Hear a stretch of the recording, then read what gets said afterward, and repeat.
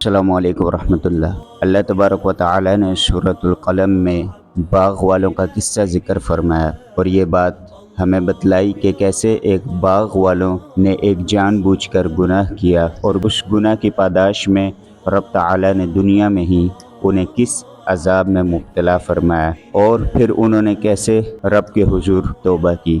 مفسرین نے اس قصے کے بارے میں نقل کیا کہ وہ لوگ اہل کتاب میں سے تھے اور حبشہ کے رہنے والے تھے، اور وہ باغ ان لڑکوں کو ورثے میں ملا تھا۔ ان کے باپ کا یہ دستور تھا کہ جب باغ کا پھل پک جاتا تو باغ کی آمدن کو 3 حصوں میں تقسیم کیا جاتا۔ ایک حصہ باغ کے اخراجات کے لیے، ایک اپنے اور اپنے بچوں کے خرچے کے لیے، اور ایک حصہ اللہ کی راہ میں وقف کیا جاتا،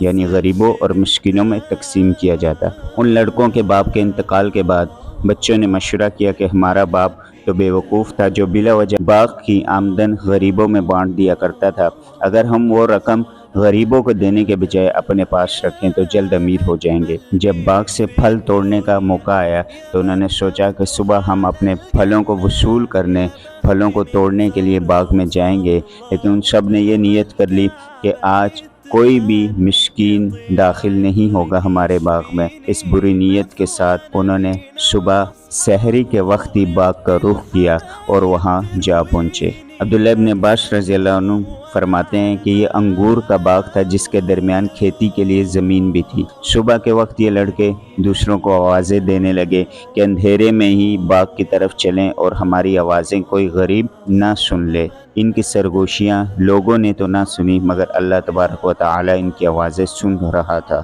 جب وہ کہہ رہے تھے خبردار آج ہم کسی مسکین کو پھل کا کوئی حصہ نہ دیں گے اور سارا پھل خود ہی رکھیں گے۔ لیکن جب وہ باغ میں گئے تو وہاں پھل تو کیا، کسی درخت کا نام و نشان نہ تھا۔ ہرا بھرا باغ اور پھل سب تباہ کیے جا چکے تھے۔ پہلے تو یہ لڑکے سمجھے کہ ہم غلطی سے کسی اور جگہ آ گئے، لیکن جب ان کو یقین ہو گیا کہ یہ ہمارا ہی باغ ہے تب ان کو سمجھ آئی اور احساس ہوا کہ ہم ہی بدقسمت ہیں، اس باغ کا پھل ہماری قسمت میں نہ تھا۔ ان میں سے جو سب سے ہوشیار اور انصاف پسند لڑکا تھا اس نے کہا تم نے غلط سوچا اور پھر انشاءاللہ بھی نہ کہا، تم لوگ اللہ تعالیٰ کی پاکیزگی اور اس کی حمد کیوں نہیں بیان کرتے؟ یہ سن کر سب کہنے لگے بے شک ہمارا رب پاک ہے اور ہم نے ہی اپنی جانوں پر ظلم کیا، اور یہ ہم پر اس لیے عذاب آیا کہ ہم ہی مسکینوں کا حق مار رہے تھے۔ آئندہ ہم ایسا نہ سوچیں گے، اب اللہ ہمیں اس سے بہتر بدلہ دے گا۔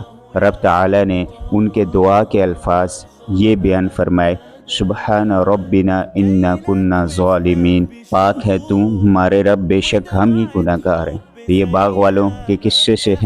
یہ باغ والوں کا قصہ تھا، اس سے ہمیں جو سبق معلوم ہوتے ہیں، رب تعالی نے اس قصے کو بیان فرما کر ہمیں جو چیز تعلیم دی، جس چیز کا ہمیں حکم دیا یا جو چیز ہمیں بتلانا چاہیے، وہ یہ ہے کہ جب بھی ہم سے گناہ ہو جائے، خطا ہو جائے تو رب تعالیٰ کی پاکی بیان کرتے ہوئے اپنے آپ کو ظالم مانتے ہوئے رب کے حضور دعا کی جائے، جیسے کہ دعا کے الفاظ بیان کیے گئے سبحان ربنا انا کنا ظالمین۔ اسی طرح جب یونس علیہ السلام سے بھول ہو گئی اور وہ رب کے حکم کا انتظار کیے بغیر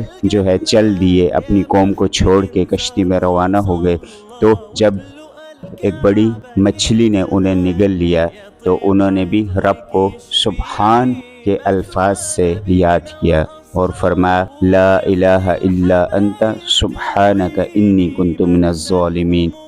اے رب تیرے سوا کوئی معبود نہیں، تو پاک ہے، بے شک میں ہی ظالموں میں سے ہوں۔ تو جب بھی انسان سے کوئی گناہ سرزد ہو جائے تو بہترین طریقہ جو انبیاء کا بھی طریقہ ہے اور رب نے قصص بھی قرآن مجید میں ارشاد فرمائے، احادیث سے بھی ہمیں یہ بات معلوم ہوتی ہے کہ رب تعالیٰ کو ہم اس کی پاکی سے بیان کریں اور اس کی پاکی سے یاد کریں۔ تو یہ 2 چیزیں یا 2 کلمے، یہ 2 دعائیں ہم یاد رکھنی چاہیے۔ وہ کیا ہیں؟ لا الہ الا انت سبحانک انی کنت من الظالمین، اور دوسری جو سورہ قلم میں باغ والوں کے قصے میں رب نے ہمیں بتلائی سبحان ربنا انا کنا ظالمین۔ ان الفاظ سے جب ہم اپنے رب کو پکاریں گے تو انشاءاللہ العزیز ہمارا رب ہم پر مہربان ہوگا اور ہمارے گناہوں کو بخش دے گا۔ اور اس باغ والے قصے میں یہ بات بھی معلوم ہوئی کہ جو شخص بھی غریبوں اور مسکینوں کا حصہ نہیں نکالتا